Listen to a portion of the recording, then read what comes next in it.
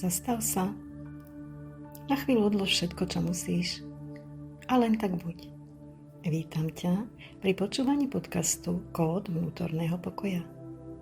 Moje meno je Tatiana Benčeková a toto je bezpečný priestor pre teba, pre tvoje emócie a tvoje vnútro.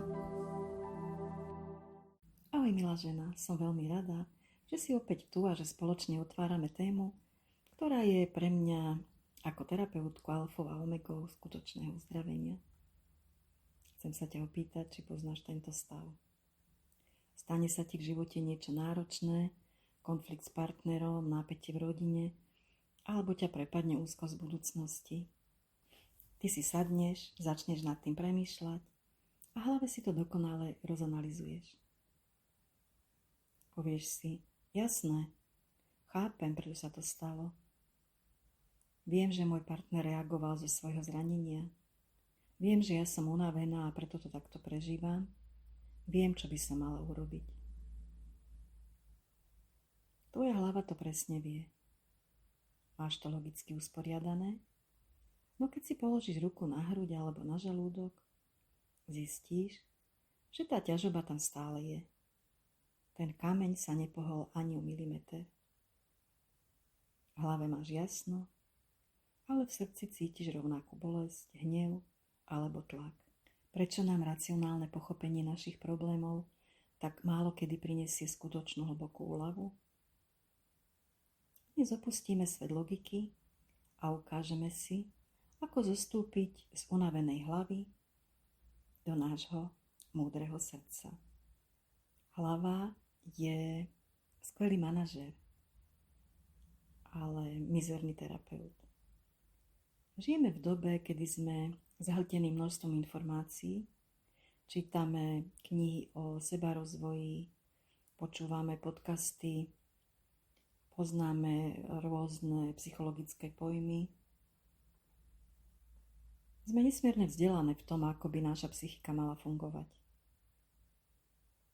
No, svetoví experti na psychosomatiku a traumu, ako napríklad doktor Gábor Mate, ktorého mám veľmi rada, často upozorňujú na jednu cestu. A je to taká cesta, ktorá vedie do pasce. Pochopenie nie je uzdravenie, ale naša logická myseľ je geniálny nástroj na plánovanie, organizovanie života a riešenie technických úloh.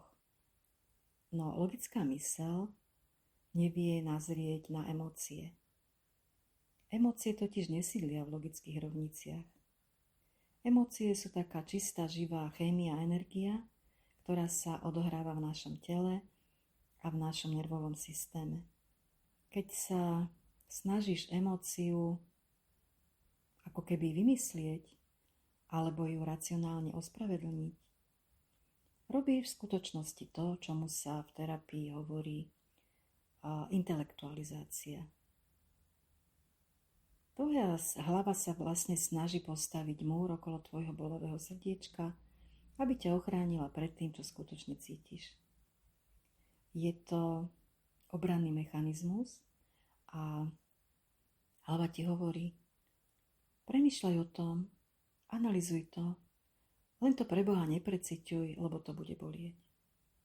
Lenže potlačená emócia, ktorú si len logicky vysvetlila, zostáva uväznená v tvojich bunkách. Je to energia, ktorá len tak nezmizne. A skôr či neskôr sa prihlási o slovo buď únava, úzkosť, alebo, ak to potlačaš dlho, prichádza aj choroba. Ako teda z toho von? Musíme sa naučiť prepnúť ten kanál, prestať sa pýtať, prečo sa mi to deje, a začať sa pýtať, ako je to vlastne teraz vo mne, čo cítim. Keď k tebe príde náročná emócia, napríklad hnev, bezmocnosť alebo hlboký smútok, tvoja naučená reakcia je začať o tom hlave točiť nekonečný film plný výčitiek alebo vymyslených scenárov. A skús v tomto momente urobiť niečo iné, povedala by som až revolučné, stopni ten film. Zastav myšlienky a preniesť celú svoju pozornosť pod svoju krčnú jamku. A zostup do ako keby svojho tela a začni ho pozorovať ako krajinu. Kde presne táto emócia sídli?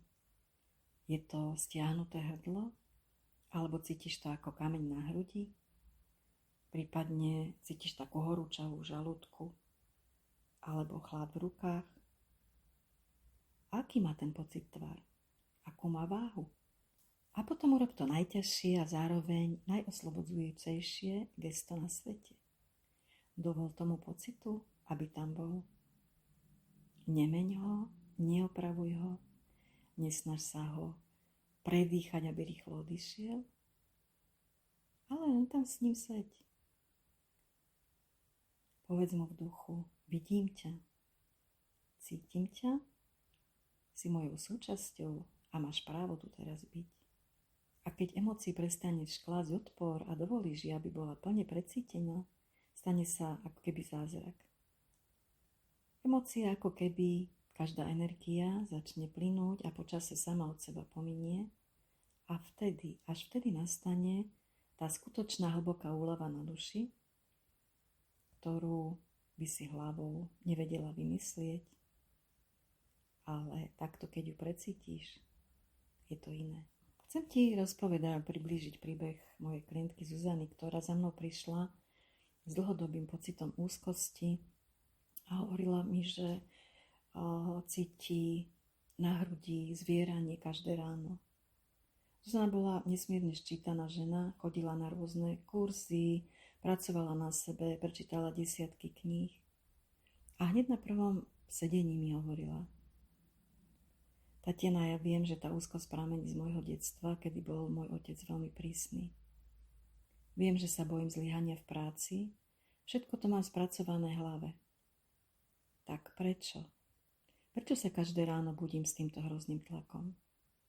Jes mi na to povedala: Zuzka, poďme dnes vypnúť knihy a knižnice v tvojej hlave a poďme sa pozrieť na ten tlak ako na hostia, ktorý ti klope na hruď.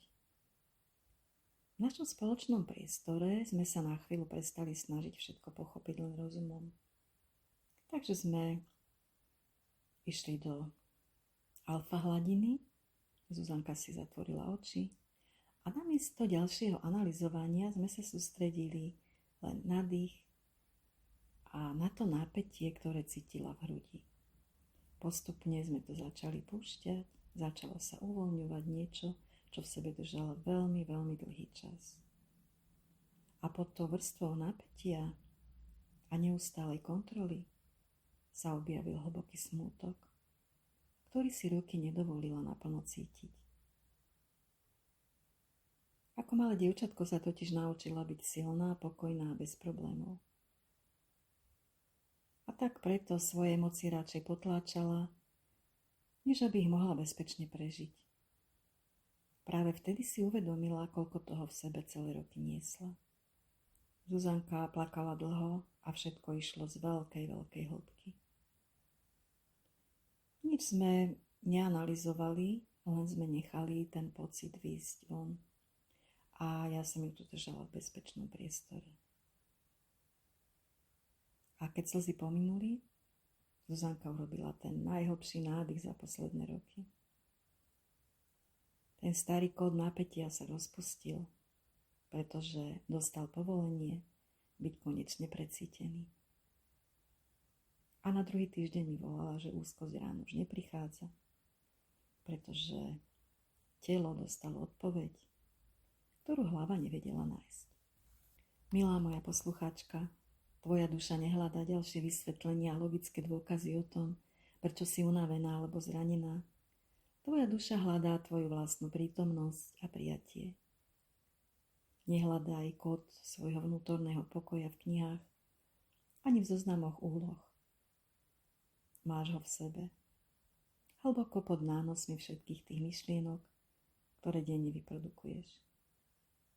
Skús dnes, keď pocítiš akékoľvek napätie, urobiť tento malý krok.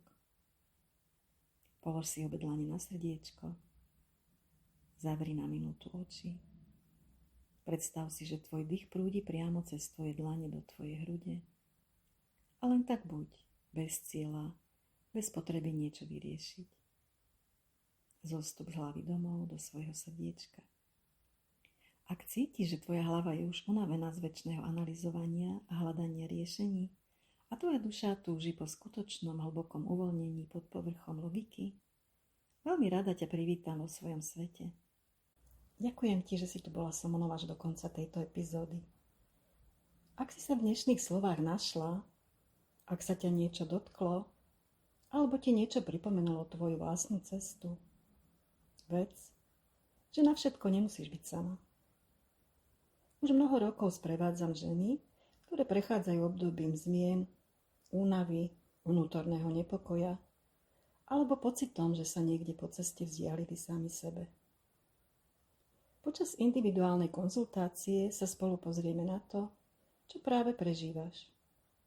V bezpečnom priestore, bez hodnotenia a bez tlaku.